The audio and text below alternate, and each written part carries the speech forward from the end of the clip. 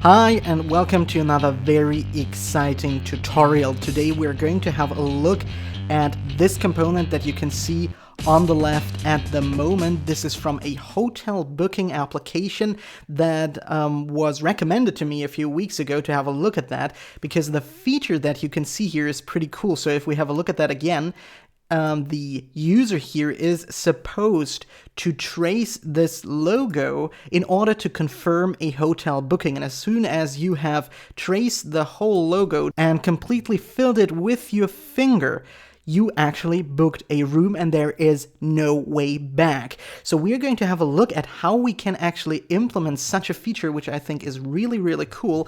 And on the right, you can see the demo application that we're going to build. So this is really simple, actually just the left part of that logo, and you could, of course, create more complex versions of rectangular shapes, vertical, horizontal, whatever you like with this technique. So let's just have a quick look at how this looks. We use a gradient here, which also looks pretty nice, and we can use our finger or my mouse here in that case to move that around. And as soon as we actually complete the trace of that rectangular shape, we get the message that the trace is complete and you could initiate a booking process or send something or whatever you like. So I think this is pretty cool, and we're going to have a look at how we can build that right now. To get started, you should download the starter project in the video description below, which will give you this zip file with the trace start folder. And this is the project that we're going to use in this tutorial. So let me just give you a quick look at what you get. So there is basically just a storyboard with a very simple user interface with this black background. We have this status label, and we have the logo trace view, or the logo view, which I already set up and connected. So as you can see here, our view controller class has this status label outlet, which is connected to that label, and we have the outlet for the trace view, which is of the type logo view. And the logo view class looks like this. So we have an IB designable here on top of the class so that we can see how this looks directly here in Interface Builder.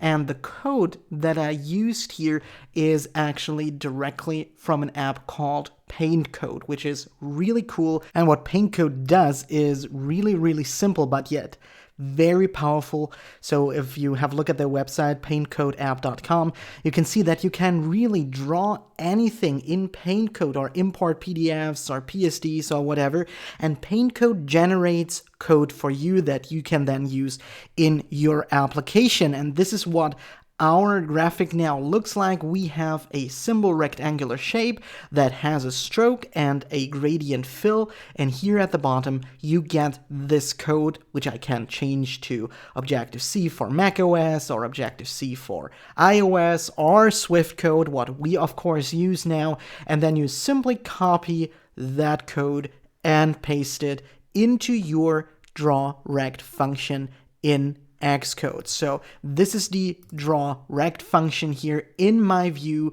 in my UI view subclass, and I just pasted that code right here, and we're going to make some changes here, of course, and also make some more adjustments to that class. But basically, that is what we got right now. The same graphic as we created here in PaintCode, we have now here in Xcode, and this just saves you a lot of time when you use Core Graphics, or you would like to use Core Graphics, which is what we're going to do right now. So we have this view here that is already filled with a gradient, and if we open up the logo view.swift file, we have the actual code that creates that rectangle with its gradient fill. And we have two gradient colors here, and PaintCode actually named them gradient color and gradient color 3, and there is no gradient color 2. You could rename that if you know what you're doing, and I just made that mistake in the PaintCode app, but that doesn't really matter for our purposes. The interesting part for our purposes is actually the function drawLinearGradient, where we have 2 points, a start point and an endpoint for our gradient. And the endpoint is actually the point that we're gonna manipulate based on the user's finger position. And we do not really have to add a gesture recognizer to recognize the user's finger or the touch that we actually need. We can do that on a lower level just using touches moved and touches ended, which is part of any UI view subclass. So we can just use touches moved and touches ended, which I'm going to add at the bottom of my file here. And what we actually need to do is kind of calculate the current Y position of the user's finger in relation to the whole height of our view. And if you were to do that with a horizontal rectangle, then you of course would need the X position percentage and not the Y position percentage. And I'm going to add this now to my logo view class. So we're going to have a variable or a property here at the top, which I'm going to call Y position percentage, which is a CG float, and I'm setting this to 0 at the beginning. And then we can actually calculate the current position, which we can do if we check if we really get a touch point in our view. And therefore we create an if-let statement and we create a constant called touch point, and we get this touch point by using the touches set here, which is a set of UI touch objects, and then we get the first object, and then we use the location in view function of that UI touch object, and for the view we're using self, which should give us a touch point in our logo view, or in an object, of course, of this logo view class. And here we can calculate the Y position percentage by using the touch points Y position and simply divide it by self.frame.size.height. And you could make this more generic if you use that PaintCode code as a starting point, and then according to the actual dimensions of your view, change the position of the gradient start and the gradient end, and this would make it much more generic. And then you could also decide if you have a vertical rectangle or a horizontal rectangle, and by that also decide if you want to calculate a Y position percentage or an X position percentage. And we are going to keep it simple now. You can change that as you see fit. But now we have this position and we actually want to update our gradient. And this draw rect function actually is called every time our UI view refreshes. So every time we call the setNeedsDisplay function or the operating system updates the view, this function is called. So what we can do to update our gradient is to change the end position of our gradient right here in this function. So the X position actually does not have to change, but we can connect this Y position to our Y percentage if we use self.frame and its height and multiply it with its current Y position percentage. And with that, we actually update our gradient according to the user's current finger position. So now, how do we actually update this? We scroll down a little again, and let's create another function. Let's call that update drawing. And what we do here is simple. We call self set needs display, which redraws our view and thereby also calls the draw function right here. And that leaves us with calling this function at the proper positions, which is right after we moved our finger. So we call update drawing here in our if-let statement after we've calculated the Y position. And we also call it when touches ended. So we call update drawing right here.